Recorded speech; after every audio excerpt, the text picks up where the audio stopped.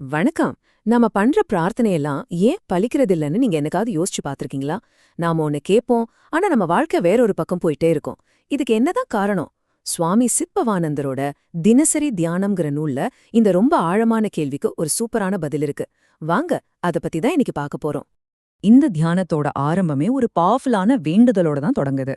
சும்மா யோசிச்சு பாருங்களேன். உலகத்துல மக்கள் பணத்தையும் சுகபோகங்களும் அடையணும்னு எவ்ளோ தீவிரமா யோசிக்கிறாங்க. ராப்பகலா அதே தானே மனசுல நினைக்கிறாங்க. அந்த அளவுக்கு ஒரு தீவிரத்தை, அதே தாகத்தை அந்த ஒப்பற்ற பொருளான இறைவன் மேல திருப்பணும். அதுதான் இந்த வேண்டுதலோட ஆழமான ஒரு விஷயம்.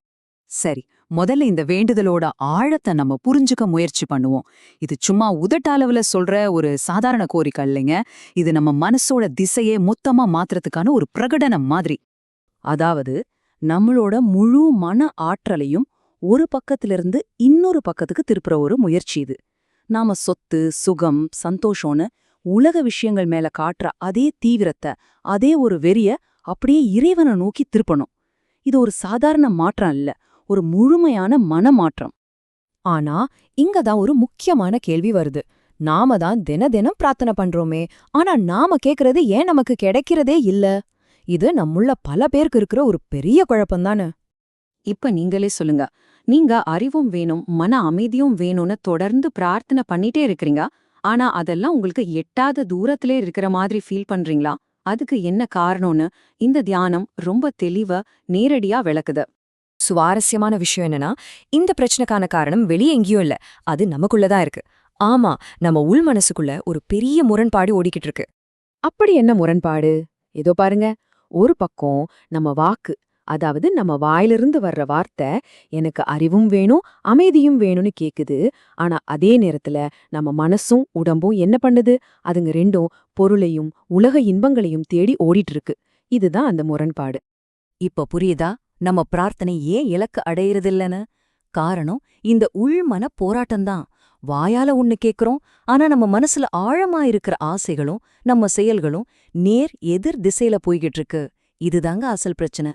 சரி, இந்த முரண்பாடு தான் பிரச்சனைன்னு புரிஞ்சுக்கிட்டோம். இப்போ அடுத்த முக்கியமான கேள்வி, இத சரி பண்றது எப்படி?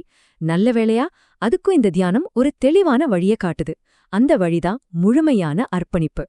இதுக்கான தீர்வு ரொம்ப சிம்பிள். 2 படிதான். ஸ்டெப் 1, இந்த முரண்பாட்டை இன்னைக்கே தூக்கி போடுங்க. உங்க சொல்லும் செயலும் ஒன்னா இருக்கணும். ஸ்டெப் 2, உங்கள முழுசா அந்த பரம்பொருளுக்கே சொந்தமாக்கிடுங்க. அதாவது கம்ப்ளீட்டா சரணடைஞ்சிடுங்க. சரி, இப்படி நம்மள முழுமையா அர்ப்பணிக்கிறதால கடைசியா நமக்கு என்ன கிடைக்கும்? ஒரு பெரிய பரிசு காத்திருக்கு. அதுதான் அழியாத பெரும் பேறு. இங்க பேருங்கிற வார்த்தைக்கு ரொம்ப ஆழமான அர்த்தம் இருக்கு. இது நம்ம நினைக்கிற மாதிரி தங்கம், வைரம்னு அழிஞ்சு போற ஒரு பொருள் கிடையாது. இந்த பேருங்கிறது அந்த அழிவே இல்லாத பரம்பொருளை தான் குறிக்குது. நீங்க உங்கள முழுமையா அர்ப்பணிக்கும் போது அந்த பரம்பொருளே உங்களுக்கு ஒரு பரிசா உங்களுக்கே சொந்தமாகிடும். யோசிச்சு பாருங்க.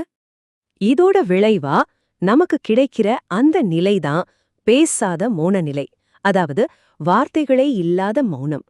இது வார்த்தைகளையெல்லாம் தாண்டின ஒரு ஆழமான அமைதி.